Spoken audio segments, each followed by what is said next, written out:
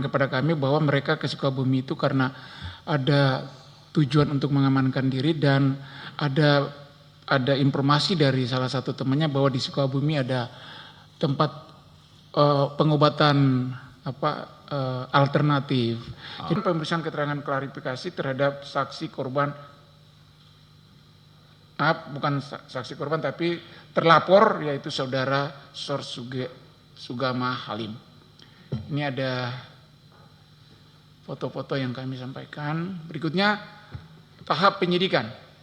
Jadi setelah kasus tahapan penyelidikan selesai, kita gelar perkara dan diputuskan bersama untuk dinaikkan ke tahap penyidikan.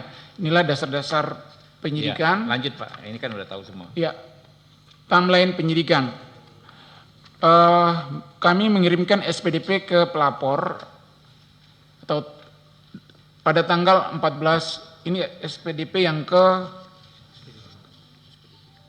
SPDP ke pelapor pada tanggal 14 Desember 2004. Berikutnya pada tanggal 14 Desember juga kami mengirimkan surat panggilan kepada pelapor. Dan tanggal 15 Desember kami melakukan pemeriksaan terhadap pelapor dan para saksi. Tanggal 15 Desember juga kami melakukan penyitaan barang bukti. Dan tanggal 16 Desember kami mengamankan terlapor karena pada saat itu kami mengirimkan surat panggilan terhadap terlapor, namun kami berkomunikasi terlapor berada kedudukannya di daerah Sukabumi, sehingga kami langsung melakukan pengamanan terhadap terlapor di daerah Sukabumi pada tanggal 16 Desember 2004. Selanjutnya pada tanggal 16 Desember itu kami juga melakukan gelar perkara penetapan tersangka, dan tanggal 16 Desember itu juga kami menetapkan tersangka dan kami melakukan penahanan dan press release. Proses penyidikan pada hari Minggu tanggal 15 Desember 2004, penyidik pembantu melakukan pemeriksaan terhadap saksi korban, yaitu saudara Dwi Ayu Darmawati.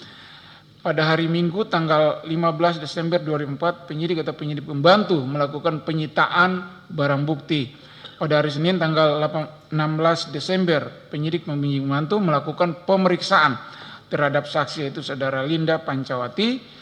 Pada hari Senin tanggal 16 Desember 2004, penyidik pembantu melakukan pemeriksaan terhadap tersangka, yaitu saudara Sor Sugama. Perlu kami sampaikan juga di sini bahwa salah satu saksi teman rekan kerja daripada pelapor sampai saat ini tidak mau diambil keterangannya sebagai saksi. Dia menolak untuk dijadikan saksi.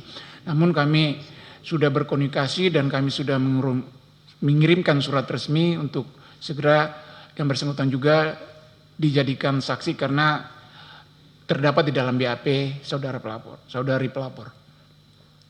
Ini barang bukti yang kami sita. Yang pertama adalah 1 buah kursi besi, 1 buah loyang, 1 buah mesin EDC BCA, 1 buah patung pajangan. Kursi sebesar ini dilempar, astagfirullahaladzim, benar-benar.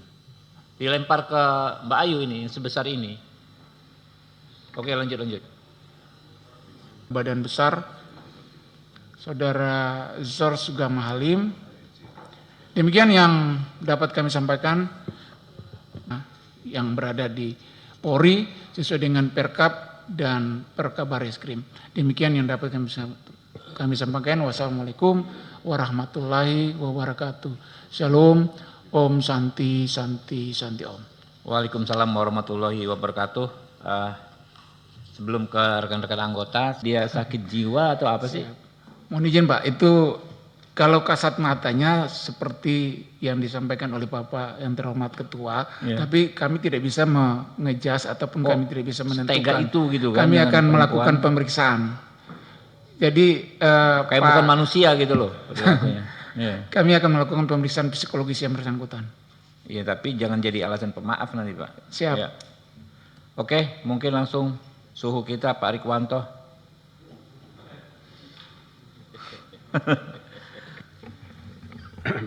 Hampir 1 bulan juga, itu pun setelah viral.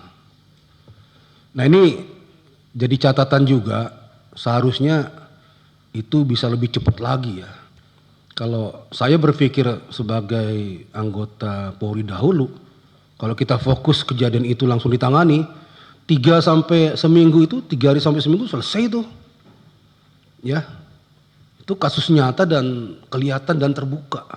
Tinggal gercepnya anggota itu. Nah, ini jadi pertanyaan masyarakat juga, ya, koreksi juga untuk kepolisian, terutama Jakarta Timur. Ya. Jadi yang seperti itu seharusnya cepat geraknya. Sampai muncul di media itu no viral, no justice. No viral, no attention, no justice. Nah, di macam-macam lagi istilahnya. Apa viral dulu baru kemudian cepat gerakannya. Ini juga pelajaran bagi kepolisian di tempat-tempat yang lain. Ya, apapun kasusnya, siapapun pelapornya, itu perlakuannya sama di muka hukum. Ya. Polri diberi negara, dikasih kewenangan, dikasih perlengkapan untuk penegakan hukum. Siapapun yang bermasalah dengan hukum, tidak pilih-pilih, kerjakan itu. Ya. Namun demikian saya apresiasi sama Polres yang akhirnya bisa menangkap pelaku. Kalau masalah pelaku kemudian disinyalir, katanya ini ya, ada perkembangan pemikirannya agak terbelakang, itu jangan diterima mentah-mentah. Ya, harus diobservasi dulu kalau memang perlu. Di tempat yang ditentukan, baru disimpulkan oleh pihak yang punya keahlian tentang itu. Ya, kalau tidak, berlakukan dia seperti orang-orang atau pelaku atau tersangka pada umumnya. Ya, melakukan penganiayaan berat, ya hukumannya ada. Ini koreksi saja kepada Jakarta Timur dan kepada seluruhnya anggota kepolisian. Jangan pilih-pilih dalam menangani kasus, jangan nanti-nanti. Kalau prinsip saya itu makin cepat ditangani, makin cepat terungkap. Karena semuanya mesti segar. Terlalu lama makin kabur. Ada distorsi. Apalagi nanti ada yang datang, itu sahabat saya, itu teman saya. Tolong Pak dibantu. Nah itu lebih parah lagi nanti penyelesaiannya. Ya. Pak yang terhormat Pak Roni, kami sampaikan bahwa setelah naik Rudi namanya, Rudi Lalo. Pak Rudi.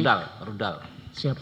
Mohon izin, setelah naik sidik, kami melakukan pemeriksaan yang bersangkutan. Kita panggil untuk mau pemeriksaan sebagai saksi pada tahap penyidikan. Iya.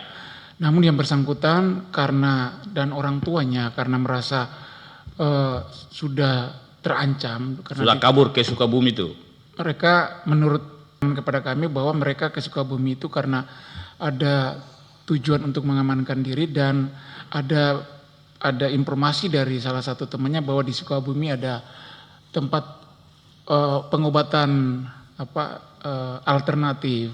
Jadi mereka ke Sukabumi dalam rangka itu. Akhirnya kami berkomunikasi dengan orang tuanya dan orang tuanya meminta perlindungan ke kami untuk menjemput dan kami selanjutnya melakukan tahap penangkapan. Berarti sudah viral dulu. Siap, sudah. Viral dulu baru ada upaya menghadirkan tersangka. Kira-kira begitu Pak Kapolres ya.